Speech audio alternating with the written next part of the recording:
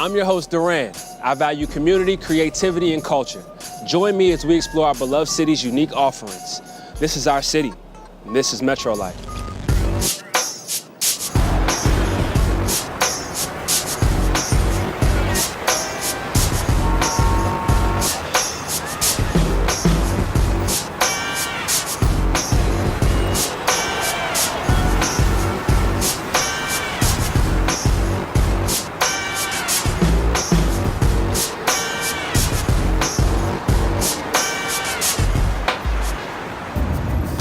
See, Atlanta's not all about ITP. Sometimes you gotta go OTP to find some of the good stuff, you know?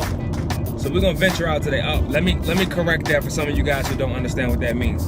For all of my new to Atlanta folks, ITP is inside the perimeter. So inside the loop of 285, you have the city of Atlanta, which a lot of the stuff we're gonna cover is gonna be there. But today, I wanna do something different. I wanna take you guys OTP so you can see what the outskirts have to offer. The Riverdales, the Fairburns, McDonough's, all of those areas. We can't forget about those folks too, all right?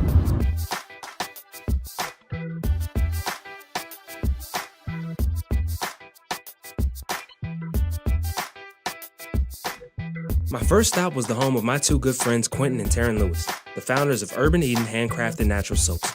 I've witnessed their growth firsthand from an experiment into a business that moves over 1,000 units a month. Oh, and this is all out of the comfort of their home. So I stopped by for them to show me the ins and outs of their process. This is the first part of the process, is melting all your oils. We did the lye already. We already did the lye. And now we're just melting oils and we're about to get started and mixing the soap. So we have some shea butter right here. This is the unrefined shea butter right here. And we have coconut oil right here. Then we have some palm oil right here, and then this is a little bit more coconut oil right here. We have to melt these down. We have to slowly melt them down. That's why they're like really low. They're on some low temperatures right now. I'm just gonna bring them the coconut oil.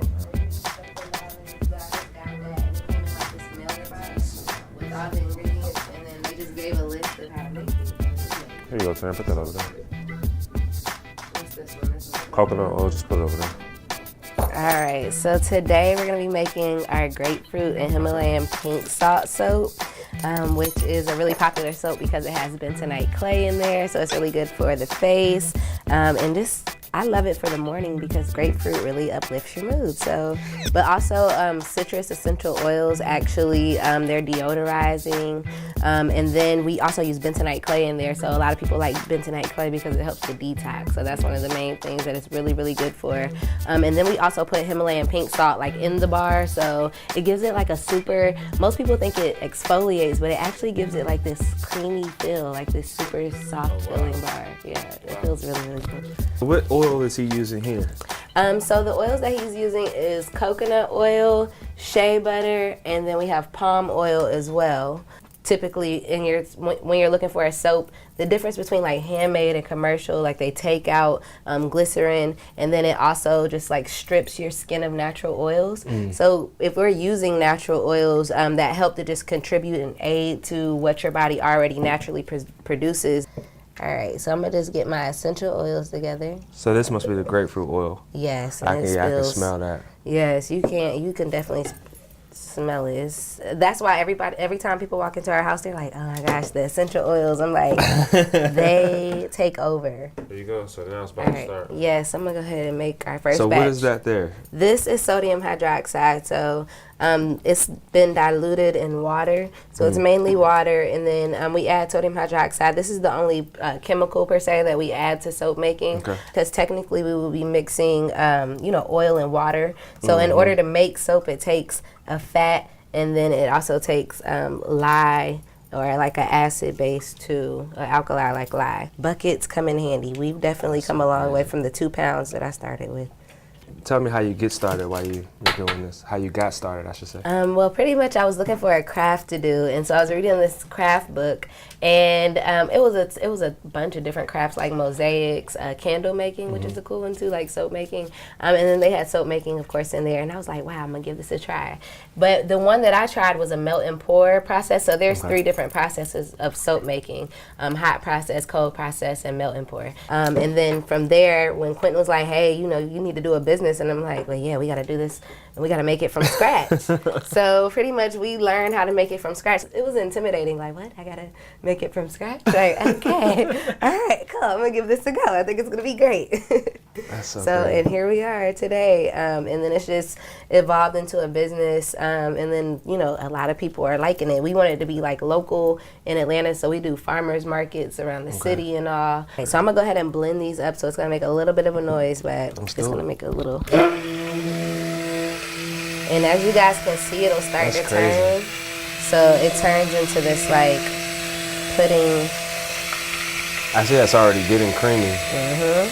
So what I do is I wait till it gets to light trace.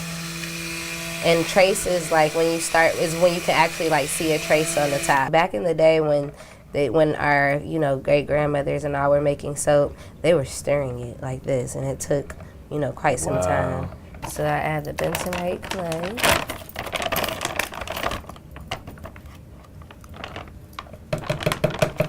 Clay. I like to use a smaller salt. I have a coarse grain salt and a fine salt. I like to use that one in the mix because it goes in there better. All right, Salt. and then I add essential oils. And that's the grapefruit, right?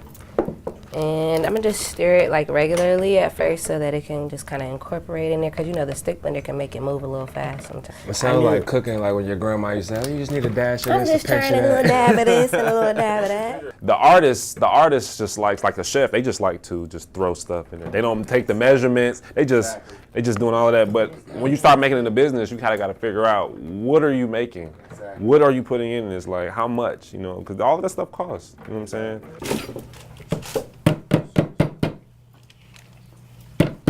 So yes, it's reached trace now. God, that smells good. So trace is like that pudding consistency there. And then so now it's ready to be poured.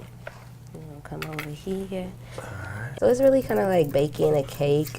I like to compare it to, or like when you're making some cornbread or something like that. And then so this is something that a lot of people like about the soaps too, is the fact that our soaps have textures at the top. So this is what we're making now, is grapefruit right here. And as you see, like the swirl texture, and then it just kind of has like these kind of lumps and bumps to it. And so a lot of people like that. They like it as like a massage quality. So I just usually just add like a little swirl to it to finish it off. So we recently just started adding grapefruit peel to the top. When I came across grapefruit peel, they gather the essential oil from the peel. So are the pills like the dries it. outer or the inner? It's just the dried portion of it? It's the skin. It's pretty much the grapefruit skin, and then it's dried. Just like you can boil fresh orange skins or even dried orange skins, and it just like lets off this essence, this smell in your house. So if you smell this, it smells just like grapefruit too. That's crazy. See? And see, this is where I don't have to use a recipe or anything. I could just, you know, sprinkle it on the top like you're supposed to. But that was one of the reasons why I just fell in love with soap making in general, is because you can add all these different ingredients and all these essential oils, things that you want to incorporate daily into your life. I mean, you take a shower, you know, pretty much daily, I think, for the most part. So it's like, You should. Right, you should. When we put it into the mold, we don't do any cooking, no cooking to it, or we just leave it alone, let it sit for like 24 hours, and then take it out of the mold, and then we cut it, and then it goes through the curing process for 4 to 6 weeks. So that's why we got racks on racks on racks of soap, pretty much. HerbN Eden also offers a unique opportunity for their Atlanta customers. Taryn and Quentin host a soap making workshop at the Learning Kitchen in downtown Atlanta. Patrons are able to make their own combinations of natural soap using the expertise of the professionals. They put a variety of essential oils and ingredients at your disposal so that you can create your own signature scent. The next workshop will be held on March 11 at the Learning Kitchen. Make sure you get your special someone their own ticket for Valentine's Day. Visit HerbNEden.com for details.